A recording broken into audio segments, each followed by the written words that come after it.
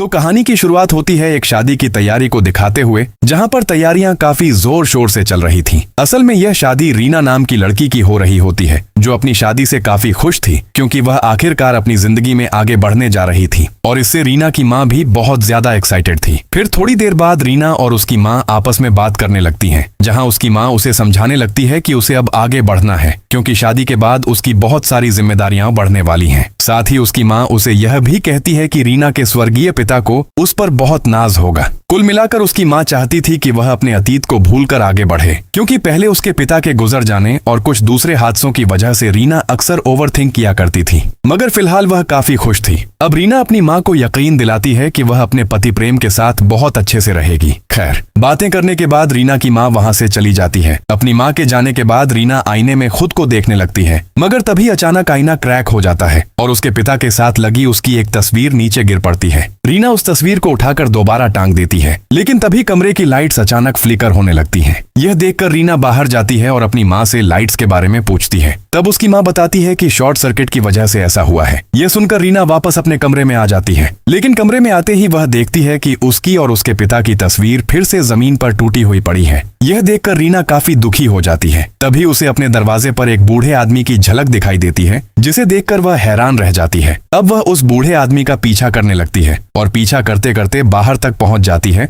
लेकिन बाहर आते ही वह आदमी अचानक गायब हो जाता है। उधर शादी की रस्मों के लिए रखा गया होली वाटर अब काला पड़ चुका था और वहां से बहुत गंदी बदबू आ रही थी। रीना उस पानी को ध्यान से देखने लगती है कि तभी उसे उसके अंदर एक मरा हुआ चूहा दिखाई देता है। यह देखकर वह बुरी तरह घबरा जाती है। तभी वहां मौलाना आते हैं और उस काले पानी के साथ चूहे को देखकर कहते हैं कि इसमें खून है। इसका मतलब साफ था कि यह किसी बुरे शकुन की तरफ इशारा कर रहा था। यह सुनकर वहां मौजूद सभी लोग हैरान रह जाते हैं कि आखिर ऐसा कैसे हो सकता है। इसके बाद कहानी आगे बढ़ती है, जहां दिखाया जाता है कि रीना और प्रेम की शादी हो चुकी थी। प्रेम का अभी अभी प्रमोशन हुआ था, जिसकी वजह से वह लोग एक नए घर में शिफ्ट हो रहे थे, जो उन्हें ऑफिस की तरफ से मिला था। शादी के दौरान हुई उन अजीब घटनाओं के बारे में प्रेम से बात करती है, लेकिन प्रेम उन सारी बातों को हल्के में लेते हुए कहता है कि यह सब बेकार की बातें हैं और शायद सिर्फ एक संयोग था। खैर, अब वे दोनों अपने नए घर पहुंच जाते हैं, जहां प्रेम रीना की मुलाकात मिस्टर मूरी और मिसेस डार से करवाता है, जो हफ्ते में एक बार घर की सफाई करने आने वाले थे। वे लोग उन्हें घर के अंदर लेकर जाते हैं, लेकिन अंदर आते ही फर्श पर मिट्टी और कीचड़ दिखाई देता है। इसका मतलब साफ था कि सफाई ठीक से नहीं हुई थी। हालांकि मूरी का कहना था कि उसने पूरा घर अच्छी तरह साफ किया था। तब प्रेम उन्हें दोबारा सफाई करने के लिए कह देता है। यह देखकर उसे काफी अजीब और डरावना महसूस होने लगता है। अब सीन रात की तरफ आता है, जहां प्रेम और रीना सो रहे होते हैं,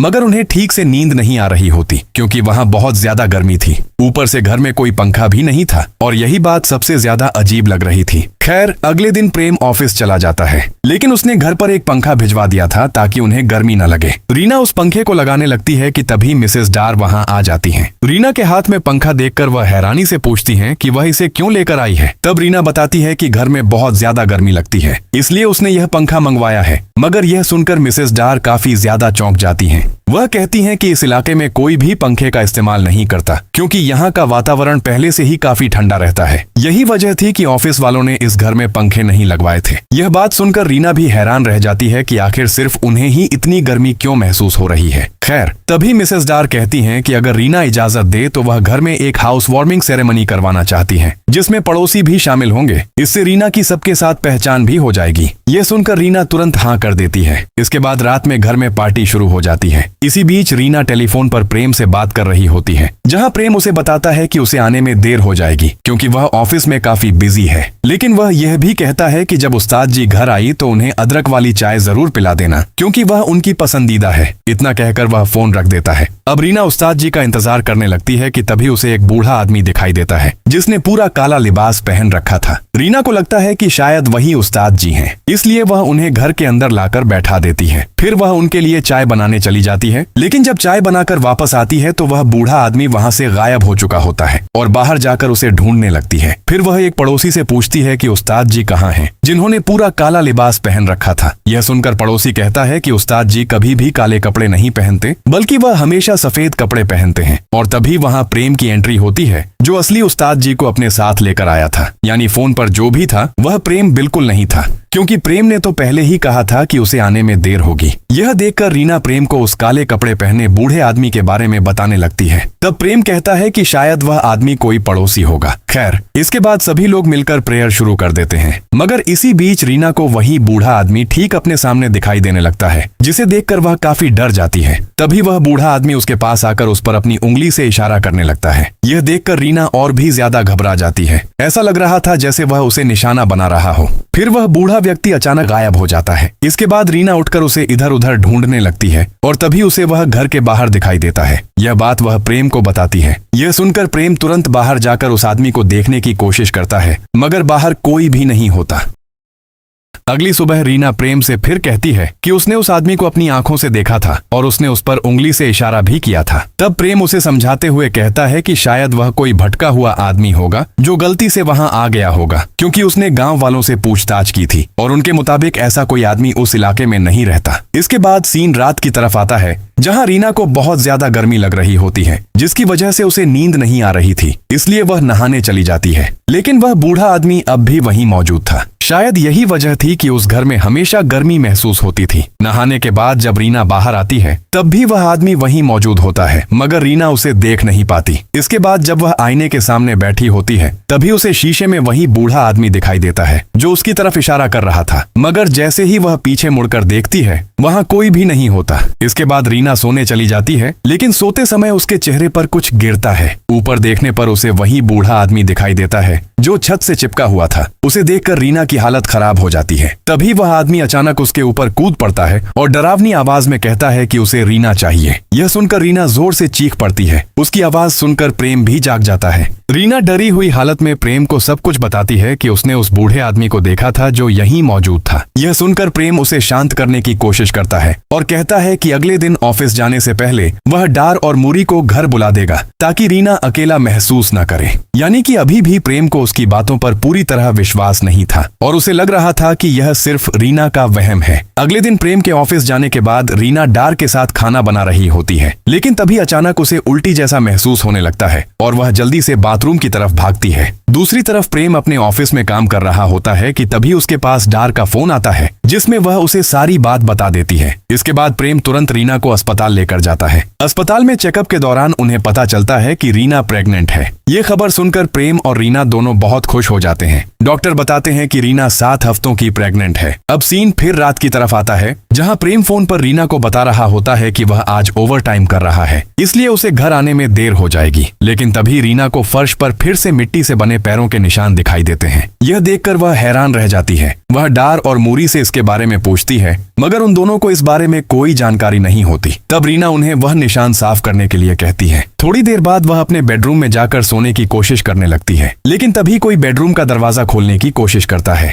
रीना डरते हुए दरवाजा खोलती है, मगर वहां कोई नहीं होता। वह दोबारा सोने की कोशिश करती है, लेकिन तभी फिर से कोई दरवाजा खोलने लगता है। रीना दोबारा देखने जाती है, तभी उसके पीछे अचानक वही बूढ़ा आदमी प्रकट हो जाता है और झट से उसके पास पहुंच जाता है। उसे देखकर रीना बुरी तरह डर जाती है। तभी वह आदमी अपने बड़े बड़े हाथों से रीना के पेट पर हमला कर देता है। किसी तरह रीना वहां से भागने की कोशिश करती है, लेकिन भागते समय वह गिर पड़ती है और वह बूढ़ा आदमी ठीक उसके पीछे आ जाता है। यहाँ पर रीना के पेट से उसका फीटस बाहर निकल गया था, जो बच नहीं पाया। तभी वह बूढ़ा आदमी रीना के पास आता है और उसके सामने ही उसके फीटस यानी उसके बच्चे को खा जाता है। यह भयानक दृश्य देखकर रीना चीखते हुए उठ जाती है और उसकी आवाज सुनकर प्रेम भी जाग जाता है। रीना डरते हुए उसे बताती है कि उसने सपने में उसी बूढ़े आदमी को देखा था और उसने उनके बच्चे को खा लिया। वह बुरी तरह डरी हुई थी। तभी प्रेम उसे समझाते हुए कहता है कि सब कुछ ठीक हो जाएगा और यह सिर्फ एक बुरा सपना था। लेकिन तभी प्रेम की नजर रीना पर पड़ती है और वह देखता है कि उसे काफी ब्लीडिंग हो चुकी है। अगले दिन वे दोनों अस्पताल जाते हैं, जहां उन्हें एक बहुत बुरी खबर मिलती है कि रीना का बच्चा नहीं बच पाया। यानी कि जो सपना रीना ने देखा था वह किसी न किसी तरह सच साबित हो गया था। ये सुनकर रीना पूरी तरह टूट जाती है। प्रेम उसे समझाने की कोशिश करता है और कहता है कि वे दोबारा कोशिश करेंगे, शायद उनकी किस्मत ने साथ नहीं दिया। लेकिन रीना बहुत दुखी हो जाती है और कहती है कि उसने हर चीज का ध्यान रखा था, खाने पीने से लेकर हर छोटी बड़ी बात तक, फिर भी उनके साथ ऐसा क्यों हुआ। उसे पूरा यकीन था कि उसी बूढ़े आदमी ने उसके बच्चे को नुकसान पहुंचाया था और उसका सपना बिल्कुल सच था। इस पर प्रेम कहता है कि ऐसा होना बिल्कुल भी मुमकिन नहीं है। तब रीना रीना उसे अपने पेट पर बने उन निशानों को दिखाती है जो उस बूढ़े आदमी के पंजों जैसे लग रहे थे। मगर यह देखकर भी प्रेम यही कहता है कि शायद यह निशान उसने खुद ही गलती से बना लिए होंगे। अगले दिन प्रेम ऑफिस चला जाता है और उसके जाते ही रीना डार से पूछती है कि क्या आसपास कोई शमन या तांत्रिक रहता है। तब डार उसे मिस्टर नार्थो नाम के एक शमन के बारे में बताती है। थोड़ी देर बाद मूरी मिस्टर नार्थो को घर लेकर आता है। मिस्टर नार्थो घर में बैठकर ध्यान लगाने लगते हैं। कुछ देर बाद उन्हें महसूस होता है कि इस घर पर किसी ने काला जादू किया है। हालांकि फिलहाल उसके तोड़ का पूरा उपाय उनके पास नहीं था, लेकिन वह रीना को कुछ समय के लिए सुरक्षा दे सकते थे। इसके बाद वह उन्हें कुछ कांच की शीशियां देते हैं और कहते हैं कि इन्हें घर के हर कोने में रख दिया जाए ताकि वह शैतानी शक्ति उन पर हमला न कर सके। यह सिर्फ एक अस्थायी सुरक्षा थी। इसके बाद मिस्टर नार्थो वहां से चले जाते हैं और वे लोग उन शीशियों को घर के अलग अलग कोनों में रख देते हैं।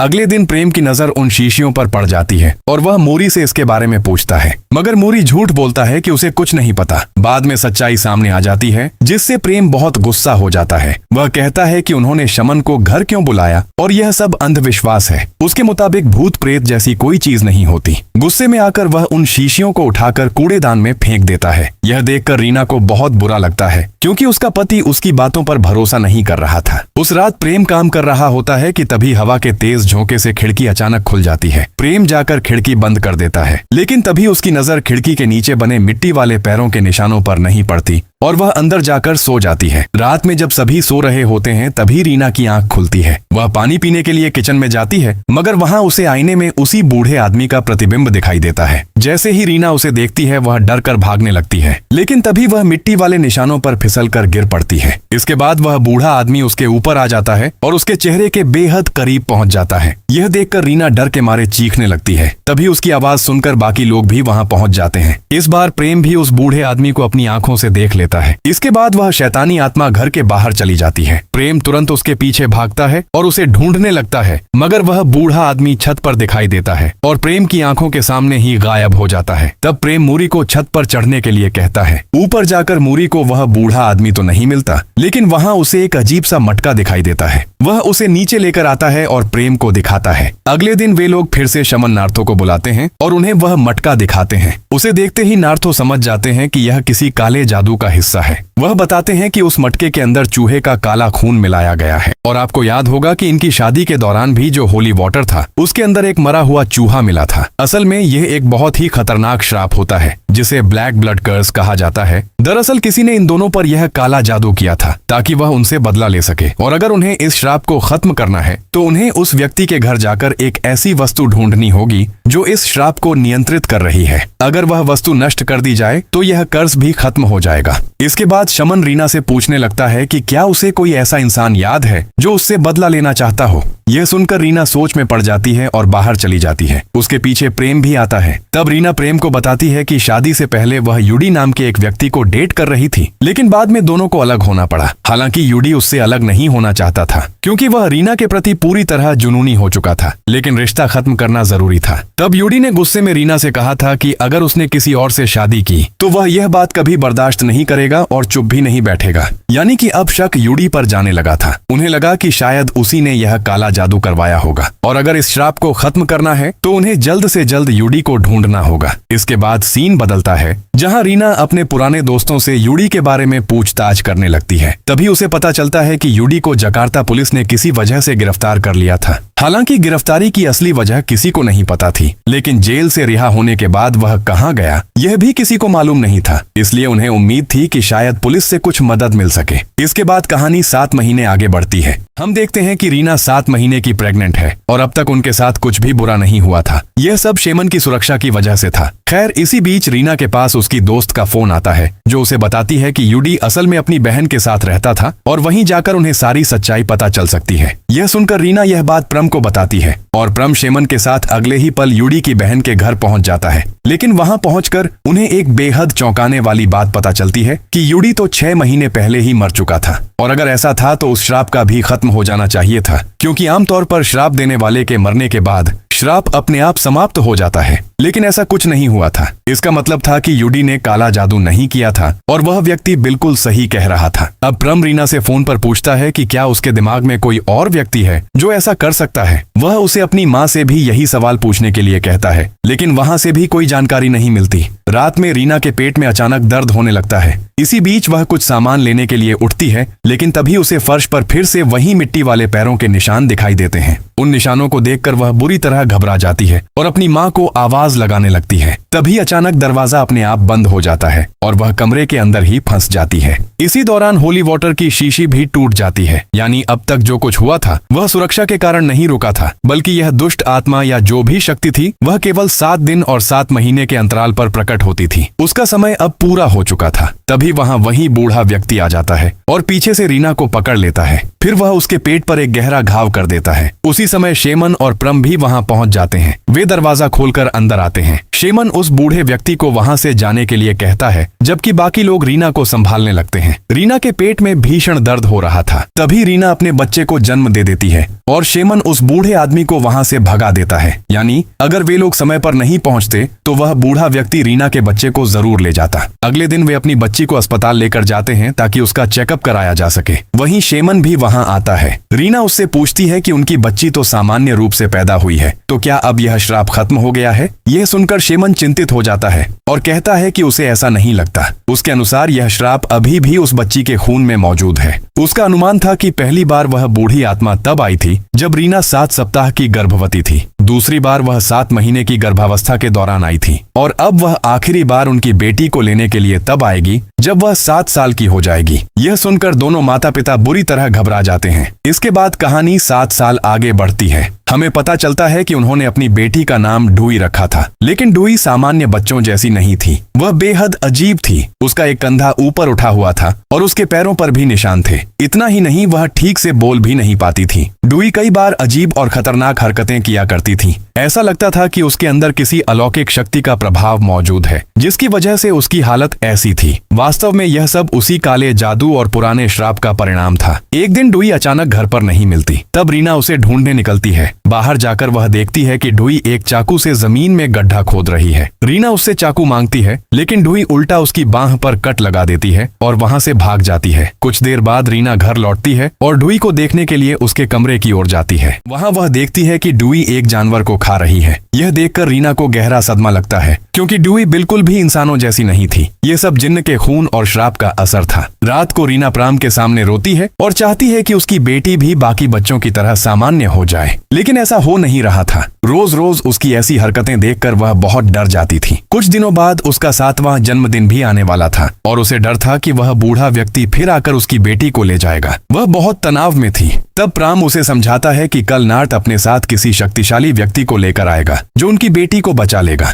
अगले दिन नार्ट वहां आता है और अपने साथ याई नाम के एक शक्तिशाली शमन को लेकर आता है। साथ ही उसका बेटा आर्यो भी उनके साथ होता है। मिस्टर याई और बाकी लोग मिलकर पूरी तैयारी करते हैं, क्योंकि रात के 12 बजते ही वह बूढ़ा जिन्न वहां आने वाला था। सभी लोग मिलकर ड्यूई के चारों ओर प्रार्थना करते हैं। जैसे ही रात के 12 बजते हैं, अचानक बिजली चली जाती है और बाहर से उस बूढ़े व्यक्ति की आवाज आने लगती है। अचानक वह बूढ़ा व्यक्ति नार्थ को पकड़ लेता है और उसके मुंह में हाथ डालकर उसकी अंतड़ियां निकाल देता है, जिससे नार्थ की वहीं मौत हो जाती है। बाकी लोग उसे रोकने की कोशिश करते हैं। मिस्टर याई उस पर पवित्र जल डालते हैं और उसे भगाने का प्रयास करते हैं। वह बहुत शक्तिशाली था, लेकिन अंत में किसी तरह मिस्टर याई उसे नियंत्रित करने में सफल हो जाते हैं और उसे वहां से भगा देते हैं। सब कुछ फिर से सामान्य हो जाता है। मिस्टर याई प्राम और रीना को बताते हैं कि अभी स्थिति नियंत्रण में है, लेकिन उन्हें जल्द से जल्द इस श्राप को खत्म करना होगा, क्योंकि वे इसे ज्यादा देर तक रोक नहीं पाएंगे। वह जिन्न बहुत गुस्से में था, क्योंकि उसका काम पूरा नहीं हो पाया था। इसके बाद पुलिस भी वहां आ जाती है और स्थिति शांत हो जाती है, लेकिन मिस्टर याई को शक होता है कि कोई उनसे कुछ छिपा रहा है। बाद में प्राम को मजबूर होकर सच बताना पड़ता है कि यह श्राप शायद मवार ने दिया है। यह सुनकर रीना हैरान रह जाती है,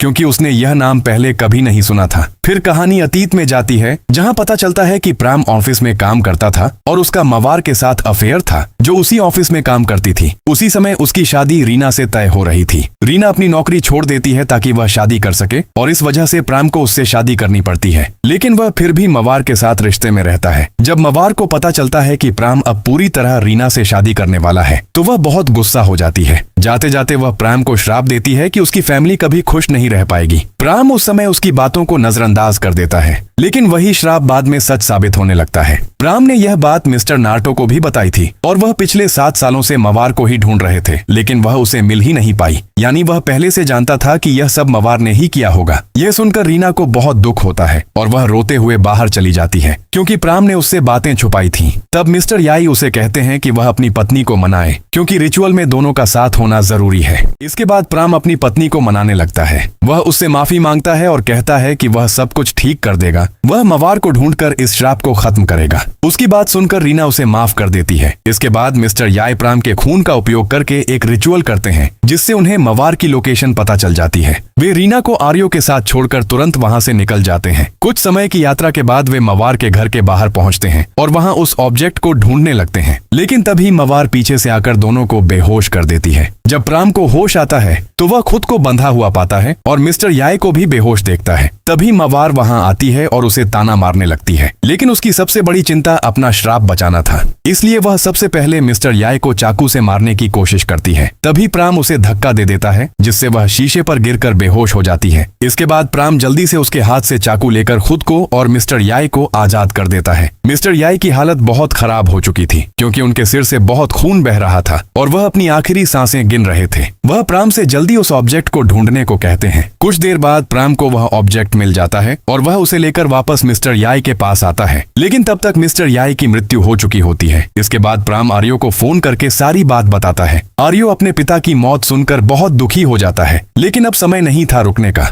वह प्राम को तुरंत उस ऑब्जेक्ट के साथ वापस आने के लिए कहता है, ताकि वह खुद रिचुअल करके श्राप खत्म कर सके। प्राम जल्दी से घर की ओर निकलता है, लेकिन वहां पहले ही वह बूढ़ा व्यक्ति पहुंच चुका होता है। वह सबसे पहले आर्यो को मार देता है और उसका सिर धड़ से अलग कर देता है। यह सब इतनी जल्दी होता है कि किसी को संभलने का मौका भी नहीं मिलता। इसी बीच रीना को सिर्फ अपनी बेटी की चिंता होती है और वह उसे ढूंढते हुए उसके कमरे में जाती है, जहां वह देखती है कि रीना की मां को वह बूढ़ा व्यक्ति जिन्न हवा में उठा रखा है। लेकिन रीना के पहुंचते ही वह ठीक हो जाती है, मगर उनकी बेटी डुआई वहां नहीं होती और सब लोग उसे ढूंढने लगते हैं। उसी समय वह बूढ़ा व्यक्ति डुई को अपने साथ ले जा रहा होता है। रीना उसे रोकने की कोशिश करती है और डुई का हाथ पकड़ लेती है। यहाँ माँ की ममता सबसे ऊपर थी। वह बूढ़ा व्यक्ति कहता है कि वह इस लड़की को अपने साथ ले जाएगा, क्योंकि उसके अंदर उसका ही खून है, जो उसने पहले रीना के अंदर अपने लार के जरिए डाला था। यह दृश्य पहले भी दिखाया गया था। यह सुनकर रीना कहती है कि अगर उसे ले जाना ही है तो उसे ले जाए, लेकिन उसकी बेटी को छोड़ दे। वह बूढ़ा व्यक्ति मान जाता है और डुई का हाथ छोड़ देता है। रीना अपनी बेटी से आखिरी बार मिलती है और फिर वह बूढ़ा व्यक्ति रीना को अपने साथ लेकर गायब हो जाता है, यानी उसे अपने लोक रियल में ले जाता है। अब इसी बीच वहाँ पर प्राम आ जाता है, लेकिन प्राम को रीना कहीं नहीं मिलती।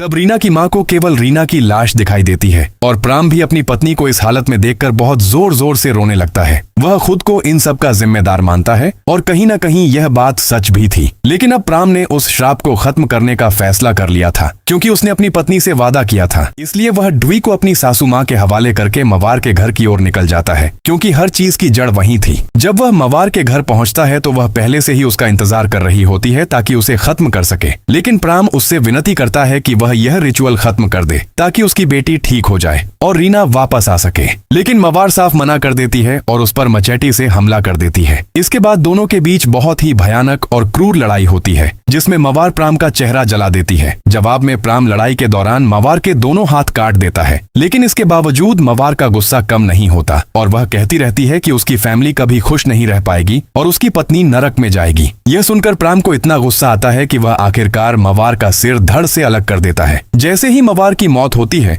श्राप भी खत्म हो जाता है और डुई पूरी तरह ठीक हो जाती है। उसके कंधे और पैरों के सारे निशान गायब हो जाते हैं। उसका शरीर सामान्य हो जाता है और वह बोल भी सकती है। उसकी दादी उसके पास आती है, लेकिन डुई उन्हें पहचान नहीं पाती, क्योंकि इतने समय तक वह अपने चेतन मन में नहीं थी, बल्कि उसकी आत्मा एक अलग ही रियल में फंसी हुई थी। उसके अंदर जिन्न की ऊर्जा सक्रिय थी। फिर भी डुई की नानी उसे ठीक देखकर बहुत खुश होती है। दूसरी तरफ प्राम रीना को याद करके टूट जाता है और महसूस करता है कि वह उसके बिना नहीं जी सकता। इसी दुख में वह खुद को भी खत्म कर लेता है, क्योंकि उसे लगता है कि जिन्न रीना को ले जा चुका है और इन सब के लिए वही जिम्मेदार था। कुछ साल बाद डुई बड़ी हो जाती है और अपनी ग्रेजुएशन पूरी कर लेती है। उसे बचपन से उसकी नानी ने ही पाला होता है। वह अपने भाषण में कहती है कि वह बिना माता पिता के बड़ी हुई है और उसके पास उनकी कोई याद नहीं है, लेकिन उसे विश्वास है कि जहाँ भी उसके माता पिता होंगे वे उसे देखकर खुश होंगे। ये सुनकर उसकी नानी भावुक और खुश हो जाती है और इसी के साथ गाइटी इरांग फिल्म यहीं समाप्त हो जाती है।